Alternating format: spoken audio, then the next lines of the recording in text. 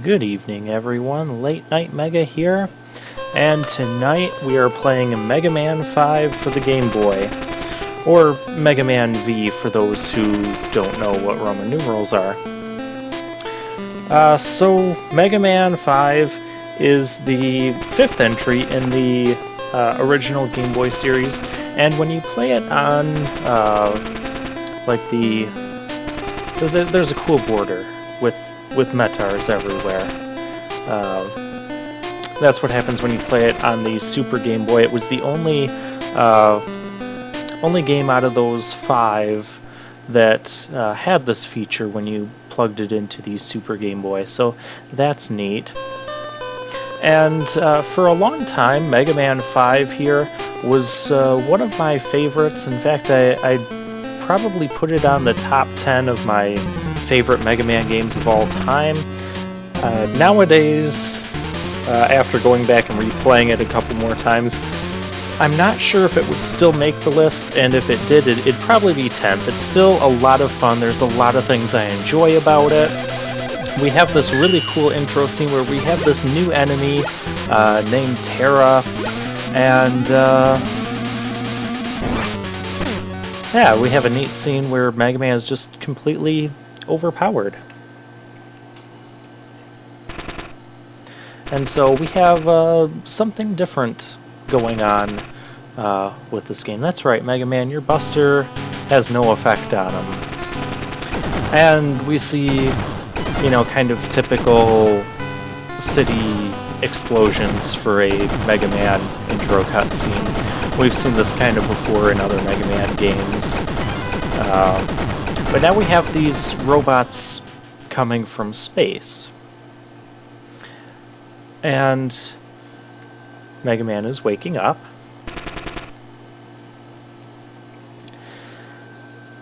And so this takes a different theme. One thing I really like about Mega Man 5 is that we have basically robot masters that are actually can be called star droids that aren't found in any of the other Mega Man games. And there's the guy that our Mega Buster didn't work on. And that's a problem. So how do we fix our problems in Mega Man 5? Wait for it. By punching them in the face. Yes, this was the introduction of the Mega Arm, and I am super excited about it. Hi, Dr. Light. Mega Man, our world is once again in chaos. The alien robots call themselves Star Droids, and have conquered most of our major cities. They are constructed of alien material. Oh, what a silly way to explain it, which render our weapons useless.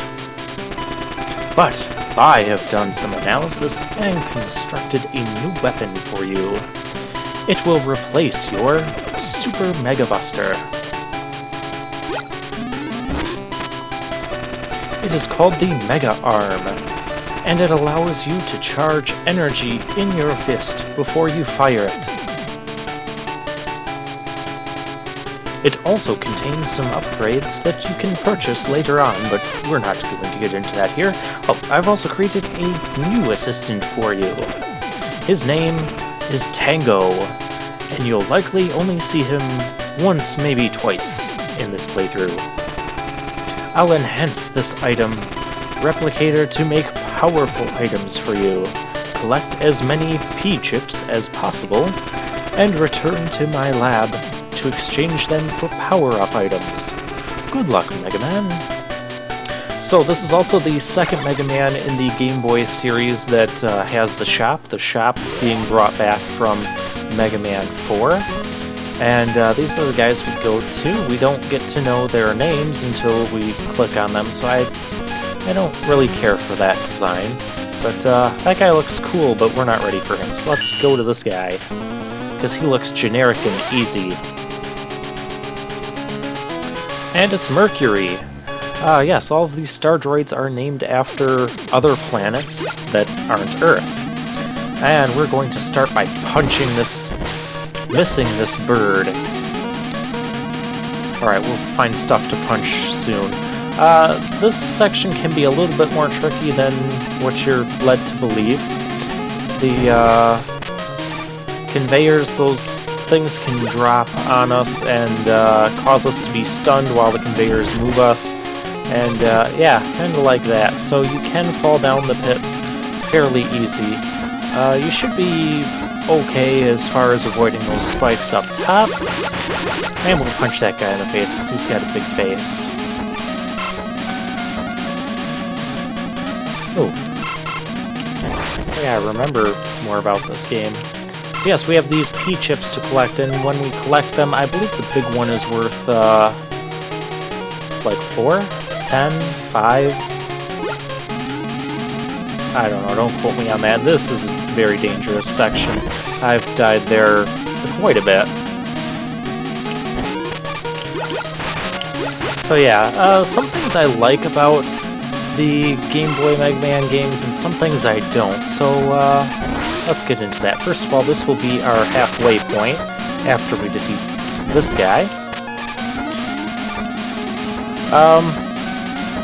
Mega Man is kind of bigger. He takes up more of the screen, about as much of the screen portion-wise as he does in Mega Man 7 for the Super NES.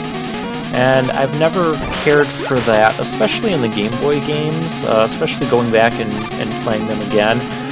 One major thing I've noticed is that most of the time you don't have more than 1 or 2 enemies on the screen at once.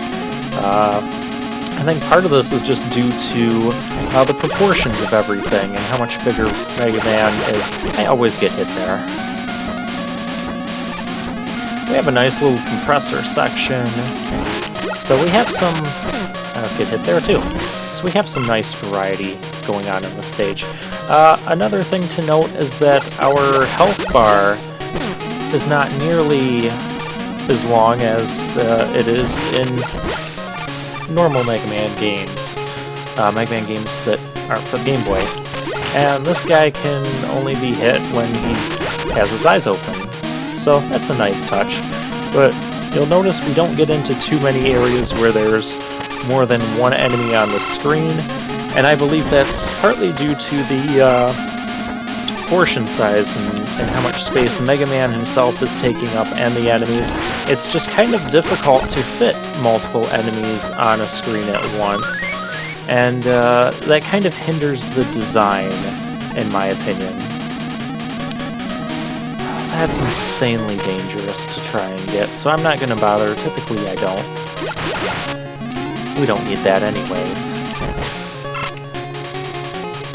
Whoa.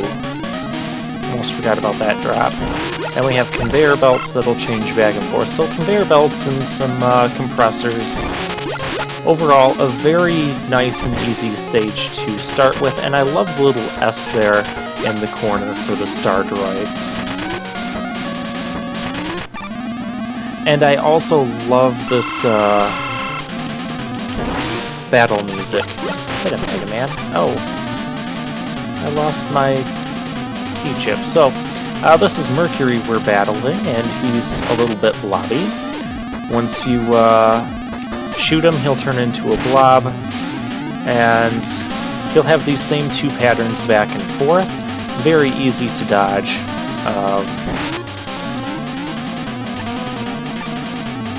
Not difficult at all. It gives you plenty of time. So, a great introductory boss. I don't have much else to say about him.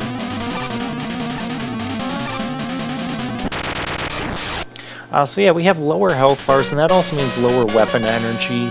That also means large health pickups and weapon pickups will refill a larger portion of our energy bars, so that's something. Another thing that I do like about the design is that we can see how many lives we have on the screen without having to pause to go into the menu to see how many lives we have left, so that's always nice. And here we get a nice demonstration of the weapon we just got. We got the Grab Buster. I don't know what Mercury has to do with grabbing, but there you go. And if we press the B button, we can go to the Light Lab where we can buy stuff, but I don't think we have enough to buy stuff yet. So that covers that, and next time we'll check out a couple of these other stages.